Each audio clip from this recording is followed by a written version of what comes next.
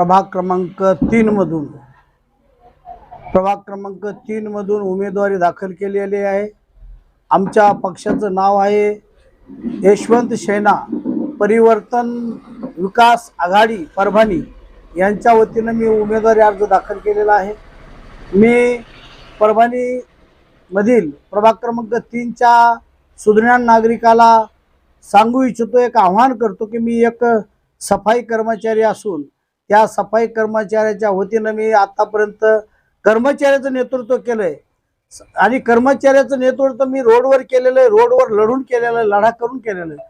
परंतु माझी एक इच्छा आहे, माझी एक प्रामाणिकपणे इच्छा आहे की मी सभागृहामध्ये जाऊन कर्मचाऱ्याची व्यथा आणि कर्मचाऱ्यांचं जे म्हणणं आहे ते सभागृहात मांडून मी कर्मचाऱ्याच्या मागण्या मान्य करण्यासाठी लढेन। त्याचप्रमाणे प्रभाग क्रमांक 3 मधील ज्या काही नागरी सुविधा समस्या असतील, ज्या की लाईट आहे, रस्ता आहे, नाली आहे, पाणी आहे, अशा ज्या नागरी सुविधा असतील आणि ज्या शासनाच्या योजना कर्मचाऱ्यापर्यंत, आणि मी कर्मचाऱ्याचं नाव याच्यामुळे घेतो की मी ह्या कर्मचाऱ्याच्या कॉलनीत राहतो आणि कर्मचाऱ्याचं नेतृत्व करतो म्हणून जास्त माझ्या कर्मचाऱ्याचं नाव येते। मी प्रभाग क्रमांक 3 च्या प्रत्येक डोर टू डोर प्रचार करून ज्या शासनाच्या योजना आहेत त्यांची माहिती देऊन त्यांच्यापर्यंत पोहोचण्याचं काम करीन। यापुढे जर नागरिकांनी मला संधी दिली तर मी या परभणीच्या प्रभाग क्रमांक 3 मधील सर्वच नागरिकांचे ध्येयाने धडाडीने जसं कार्य करतो मी तसंच कार्य करेल। यापुढेही 24 तास त्यांच्यासाठी दरवाजा माझा खुला राहील। आमच्या प्रभागातील बऱ्याचशा समस्या आहेत। घंटागाडी वेळेवर येत नाही, कचरा उचलला जात नाही, नाल्याचे काम नाही, आमच्या प्रभागामध्ये काही रोडचे कामं नाहीत, काही नाल्याचे कामं नाहीत, धुळीचं साम्राज्य आहे। आज नवीन कॉलनी आहेत प्रभाग क्रमांक 3 मध्ये, त्यांच्यामध्ये कुठलीही सुसुविधा नाही।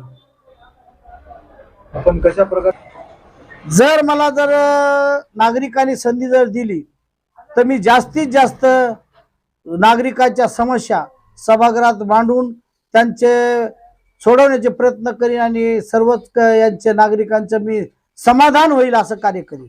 मतदानाला आव्हान एवढंच करतो की सुज्ञान मतदाराला मी एक आव्हान करू इच्छितो की सुज्ञान नागरिक आमच्या 3 नंबरचे आता जे चालणार आहे, तुम्ही मलाच म्हणून नाही परंतु माझी एक प्रामाणिकपणे सर्वांना इच्छा आहे की चांगल्या उमेदवाराला निवडून द्यावं।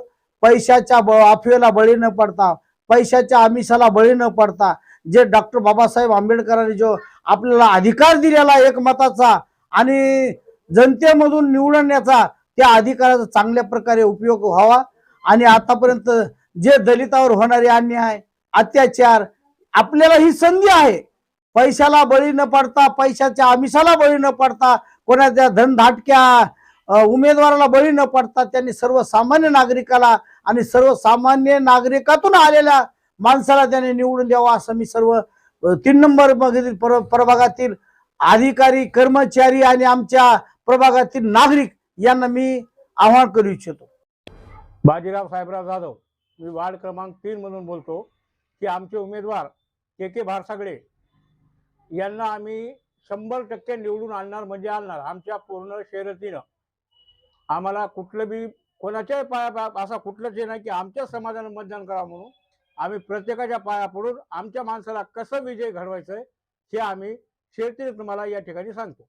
आतापर्यंत इतके उमेदवार आम्ही निवडून दिले, गळ्यात हात टाकू, पण या बाजूने आम्ही शर्यतीनं आमचा उमेदवार उभा केलाय, आमच्या कर्मचाऱ्याचा नेता उभा केलाय।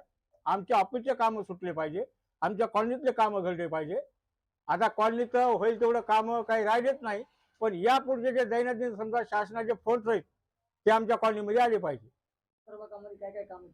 प्रभागामध्ये आम्हाला गट्टू करून दिले, रोडा झाल्या, गट्टूचे रोड झाले, लाईट झाल्या, हो ना, न निवडून येता तेवढे आमचे काम त्यांनी करून दिले।